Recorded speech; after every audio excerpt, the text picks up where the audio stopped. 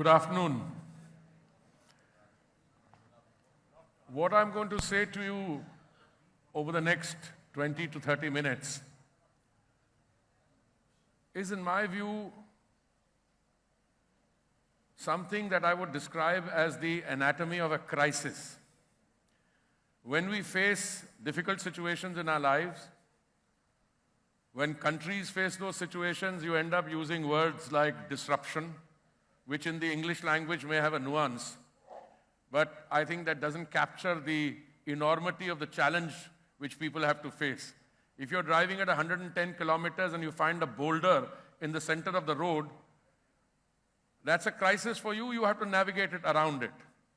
Now, I think what this first slide intends to convey is that after 1973, this development, Russia, Ukraine, I'm choosing not to use any political descriptions, whether it was an whether it was an attack or the military invasion, whatever. I'm leaving all that out. I'm talking about the hard facts. It created a disruption, or in my view, a crisis which is equal to the 1973 crisis. Why is the 1973 date important? I was still in the university. I was on the teaching faculty of a Delhi University College. Price of crude went up globally from $1 to $3, 3 times increase. What happened in 2022, February? Just to give you a background, we can go to the next slide. Roughly, the world consumes about 100 million barrels of crude oil in a day. Russia, at that point of time, was producing 11 to 13 million barrels. Now, if one country which is producing 11 to 13 million barrels goes off the market, the availability comes down from 100 minus 11 or 13.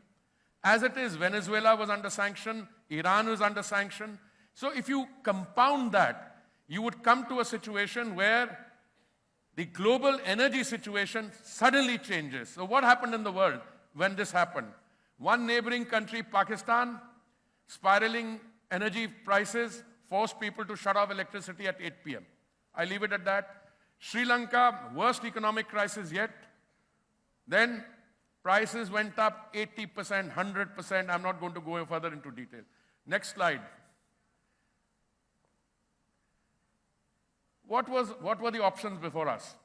In the period before the Russia-Ukraine development, we were importing, on an average, something like 5 million barrels of crude oil in a day, which was equally divided between 5 of our suppliers: Saudi Arabia, United Arab Emirates, Kuwait, Iraq, and 1 million barrels or 800,000 from all the rest put together.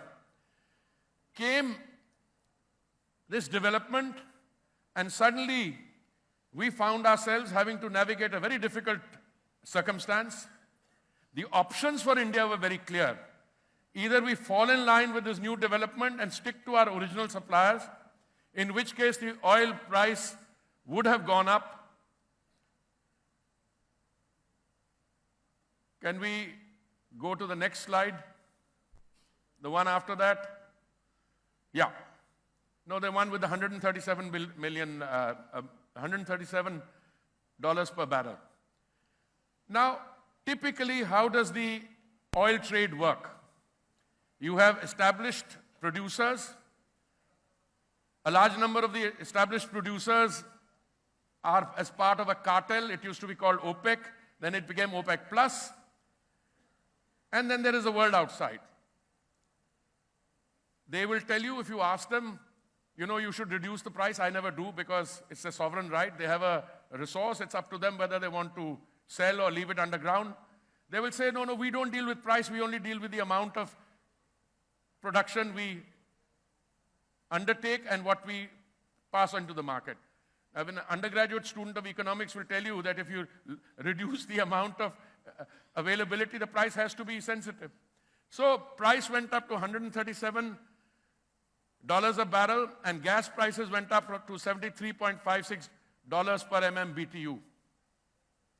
Now, even in a small disruption, the actual impact is not created by the buyer and seller. There is something called, where is that paper trade? Paper trade in oil is 30 times higher than physical trade. Now, I would have liked half an hour to explain this to you, but I'm going to simplify it. There are a lot of guys sitting there. When they see this happening, they are able to play the futures and ensure a market which, you know, the poor buyer or seller have very little actual dealing with. So this is the kind of disruption which can take place. Next slide. Now, we had two options as per the previous slide. This gentleman, put this gentleman here. He's an US official. Why am I quoting him? Not because he's any authority, but not also because he's a friend. He used to be a counselor in the US mission when I was Joint Secretary on the Americas Division. No, I'm quoting him because it comes from a respectable, credible American official.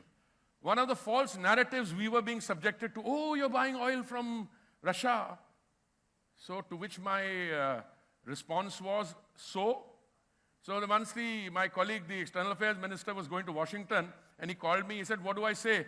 I said, if they raise the issue with you, you tell them that they buy more in an afternoon than I buy in a quarter. Now, it so happens that as External Affairs Minister, he gets to take the, association with that kind of a statement, but make no mistake, I am the linear progenitor of that view. And then I said something in addition. I said, listen, wait a minute. What are these sanctions about? I'm not interested. Sanctions can be passed by a country. They can be passed by the UN Security Council. I've presided over the UN Security Council. I've presided over 2 sanction regimes. So I know a little bit about that. What is this about? But I want to quote Mr. Payat to you. He said, India's decision to purchase Russian crude has helped stabilize the international energy markets, benefiting both global consumers and its own citizens through access to affordable fuel. Now, India is not only the world's largest democracy, if Arnab forgives me, it's also the most robust and loud democracy, and I'm not referring to effective TV channels. I'm just saying it's also the mother of democracies. What is the prime responsibility of a democratically elected government? And I'm talking about Modi ka parivar here.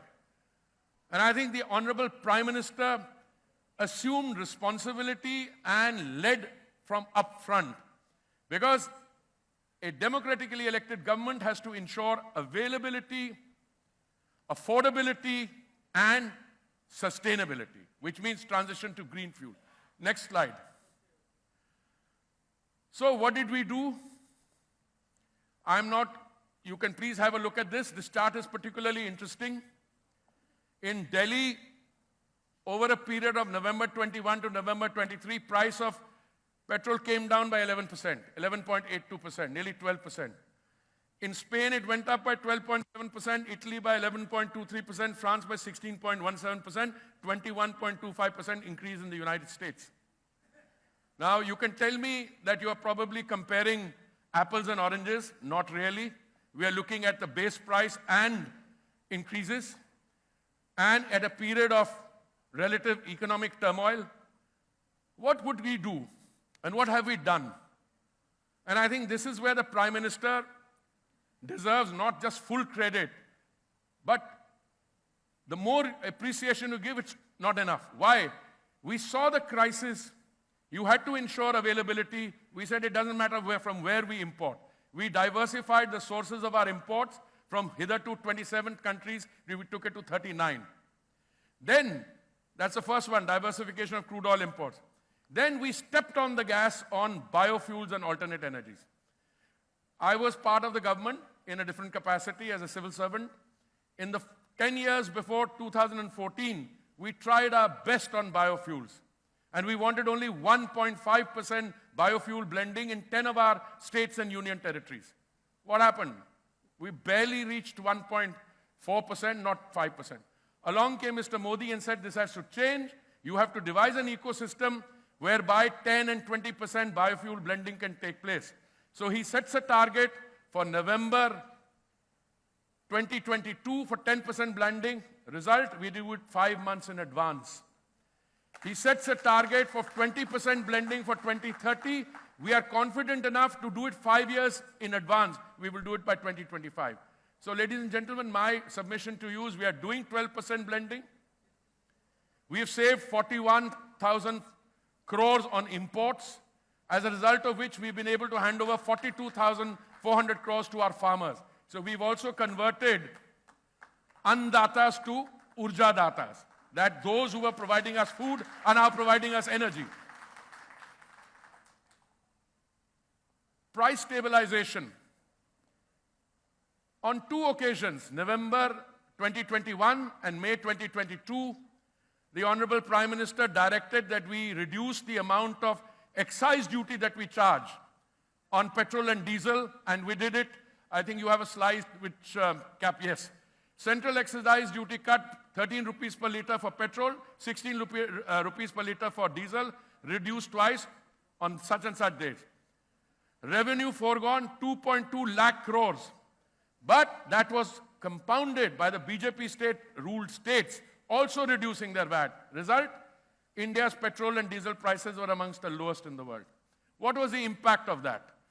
The impact is, if you compare a BJP-ruled state and a non-BJP-ruled state, at that point of time, Lucknow and Bangalore, a difference of rupees 5.37 per litre.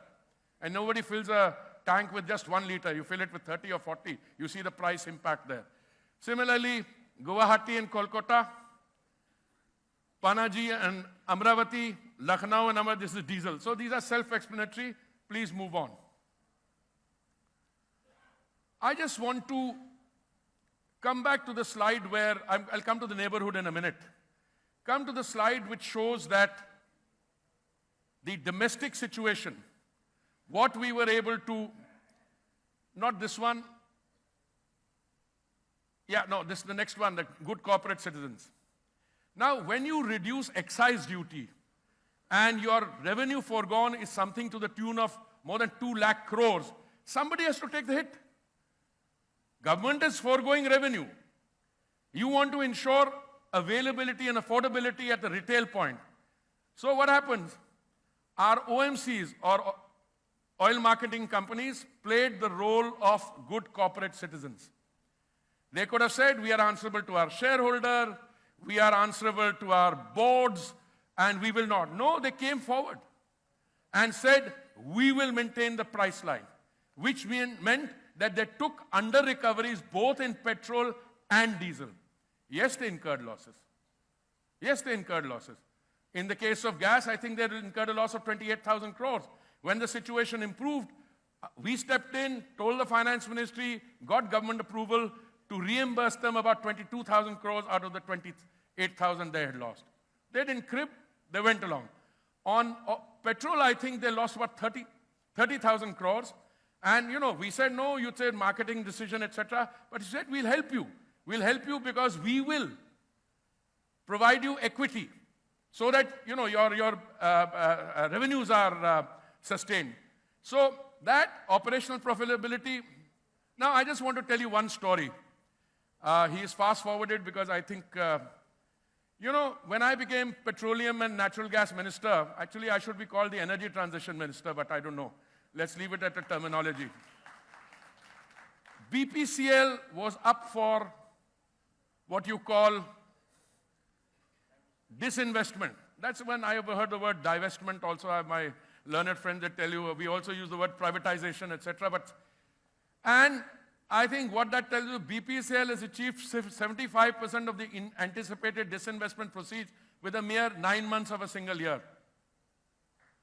In other words, if you were to sell it at 30,000 crores or something, the profit in the first one, profit after tax, is nearly 22,500 crores in 9 months. See the change. Now somebody tells me, asks me, you know, people are very happy. They want to think, oh, the market ke karan hua. Show them the slide, the market slide also. So when I'm asked, and I have no humility in pointing this out because the credit goes to these guys, saying, yeah, the market has risen, that's what they have risen. Hey, wait a minute. Market has risen where? 39%. Whereas BPCL risen 43%, GAIL 70%, HPCL 72%, ONGC 125%, IOCL 153%, EIL 189%, and Oil India 215%. So other than the market, somebody must have done something right. And I tell you, I am very happy. I'm very happy to say I had nothing to do with it. But at least the oil marketing companies give them credit.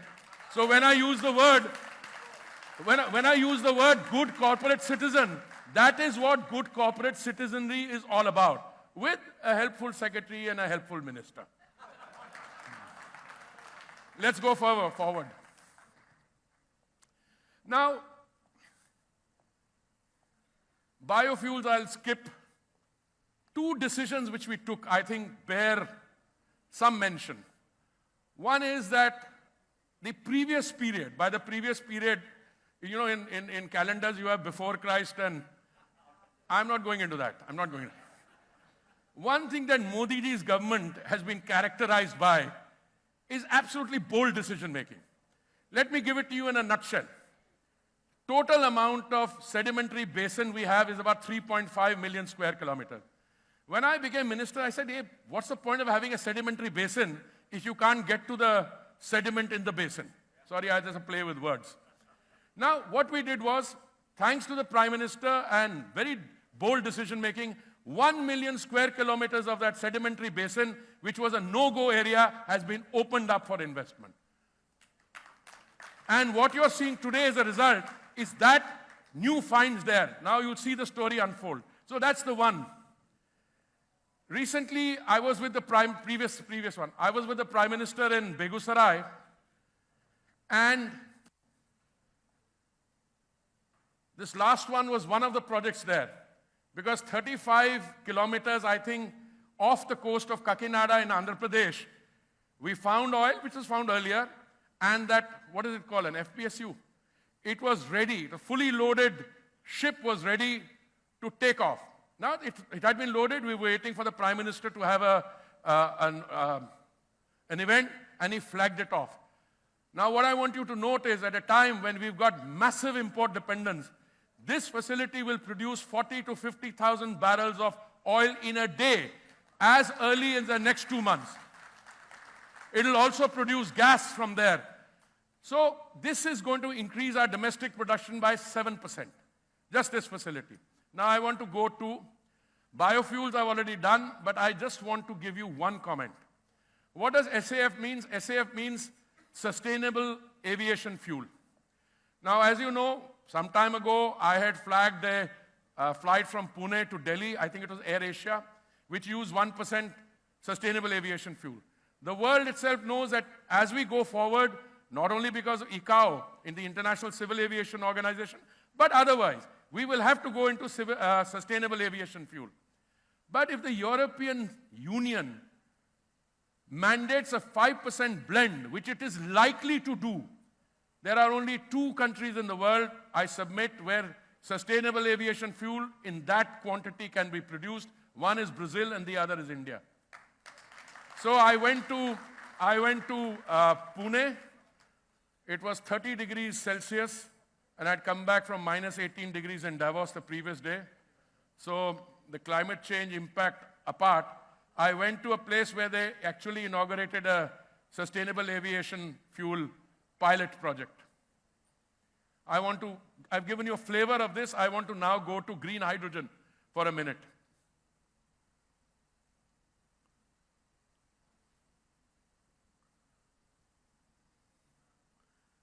You don't have green hydrogen here? You do. Now, why do I always go on saying that green hydrogen is the fuel of the future? 2 reasons. Because green hydrogen typically requires an ability to produce clean, green solar energy at competitive prices, and it requires electrolyzers. We have demonstrated that you can bring down the cost of clean solar energy from 25 cents a unit to 3 cents a unit. Then you need an electrolyzer. I'm going to fast forward this. During the India Energy Week in Bengaluru in February, the Honorable Prime Minister visited a stall put up by BPCL where a domestically produced electrolyzer was available, which cost 30% less than any imported ones. This is the kind of innovation which is taking place in our country. Gas, I want to come to a previous slide where we'll talk about gas. Now, one of the, let me simplify this. There are two kinds of gas that we are dealing with here. I know there are many other kinds of gases, but they're outside our purview this afternoon. The two I'm dealing with is the gas, liquefied petroleum gas, which comes in a cylinder, which is made kache tel se, crude oil. And then there is the natural gas. LPG is one thing we have had. It started in the 50s. Today, 60 years later, in 2014, we only had 14 crore cylinders connections in the country. Today, the Prime Minister's policies have led that 14 crores to become 32 crores. We introduced an Ujjwala scheme for our economically weaker sections, and we've already done more than 10 crore connections under Ujjwala. So that is affordable cooking gas, so that our sisters go away from, fossil fuels, from coal, wet wood, etc., kerosene in the kitchen. But you also have natural gas. What used to happen is that their earlier pricing, that slide with the floor, yeah. We used to base it on 4 hubs. And there used to be a 1-year time lag between the determination and the price. So we stopped that immediately, put in a 15-day period, removed the hubs, tied it to the Indian crude basket, introduced a floor and a ceiling. And today, suddenly, the natural gas prices are down. This is the kind of innovation that the Modi... See, when we talk of Modi ka parivar, it is ultimately that parivar which is the beneficiary of this thing. I mean, to some of my King Kong friends developing these highly successful people, gas prices probably will not matter. But believe me, to the common man, it did. When he went for the Ayodhya Ram temple consecration, he visited the home of a beneficiary of Ujjwala, Meera Manji. And this was a household which had been a beneficiary of some scheme. They got Ujjwala on then, and also some of the other schemes. That is where it matters the most. Okay, fast forward now. I think I'll need to... Next. I want to come for a minute to some of these. Compressed biogas, we are making very impressive strides. I think I'm going tomorrow for an inauguration of a plant in Gorakhpur. My oil marketing companies, we are very proud of them. 100 plants they're setting up in UP itself. Another 100 are already set up, but we have to scale this up. Because compressed biogas is something that we have available in plenty. It's only a question of operationalizing those plants.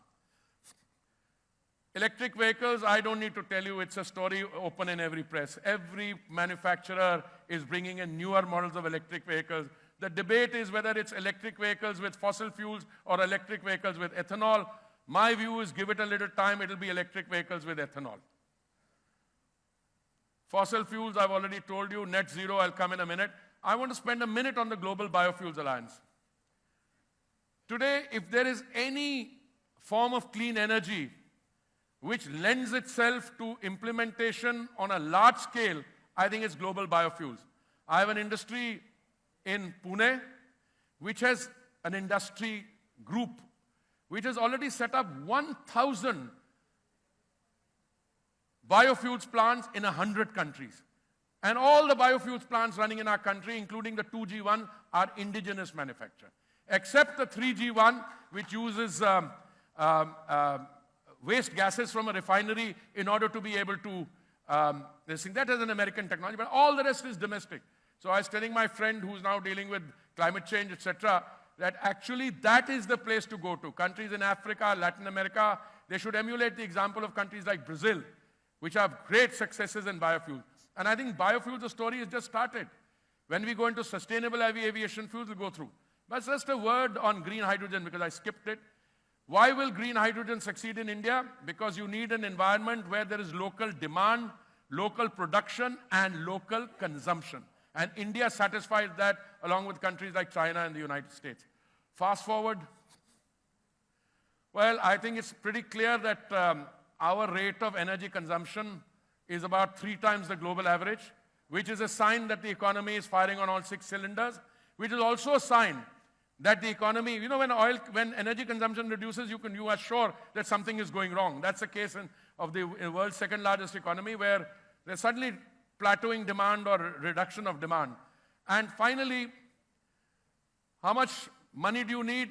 Well, we are taking the mix of gas in our energy mix from 6% to 15%. It will require something like $66 billion in the next 5 years or less, and believe me, it's happening.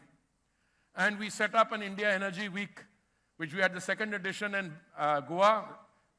A standalone campus is being created there. It'll be one of the world's best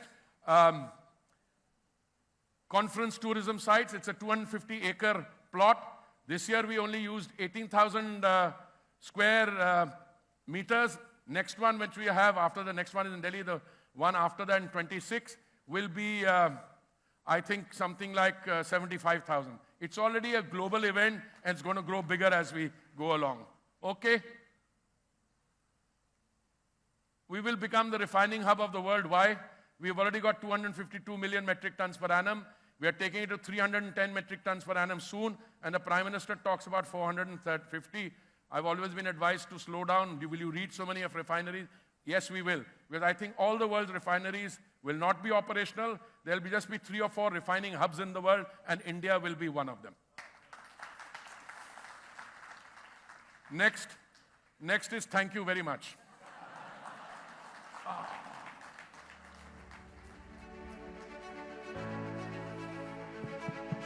Minister Puri, good afternoon this side.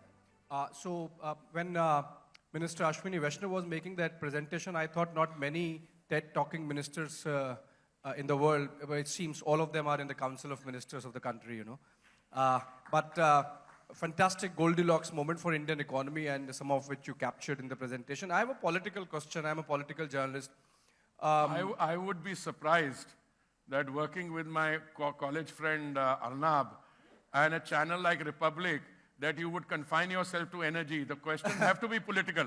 Yeah, I mean... but energy is political also. It's absolutely Just political. imagine if prices had gone up and availability had not been there, what kind of politics the opposition would have subjected us to. But it's so fantastic. That's why I'm trying to focus on politics, because somehow, it's my reading, maybe many might agree here, it's sort of getting boring because it's so one-sided. Your 2 predictions for the 2024 general elections, because we thought that it's getting a little boring because it's so one-sided. So basically, for those of you who didn't hear him totally clear, he's asking me to make a prediction for the 2024 election. I'll tell you something. Anyone who watches my social media feed or what I've been saying, I start by saying I'm not a soothsayer, I'm not an astrologer, but I have a reasonable and long-standing experience in predicting elections, and I don't predict them out of a crystal ball. I predict them on the basis of what I see on the ground.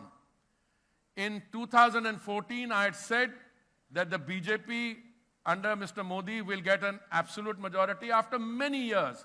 Came true. In 2019, I had predicted that we will cross the 300 mark, and we did. We reached 303. Before I make a prediction, let me say something that I have seen on the ground. The real story in the 2024 elections is the complete change narrative and the groundswell that I'm seeing in parts of the country which you normally do not associate with the BJP. I mentioned the southern states. I see the vote share of the BJP going up considerably there. And I see the situation in West Bengal. These are 2 pointers I would suggest to anyone wanting to make a political prediction, because we can come to the predictions later. What is my view? I think in West Bengal, I took a press conference on that yesterday, I think the women voters, after they've been subjected to the kind of atrocities in Sandesh Khali, they will give an answer to the TMC from the ballot box. Point 1. Point 2, in the southern states, I spent a lot of time in places like Palakkad, other places. There's something very different happening there. I saw a report today that a former chief minister's daughter has joined the BJP. This is just a small pointer. But what I see in interaction, I've been going to a lot of events which have under 25-year-old, those who are the first-time voters. And I see a major change in response there. I did a workshop, where was it, in Bangalore. It was a workshop of BJP spokesman in training. They kind of changed the atmosphere.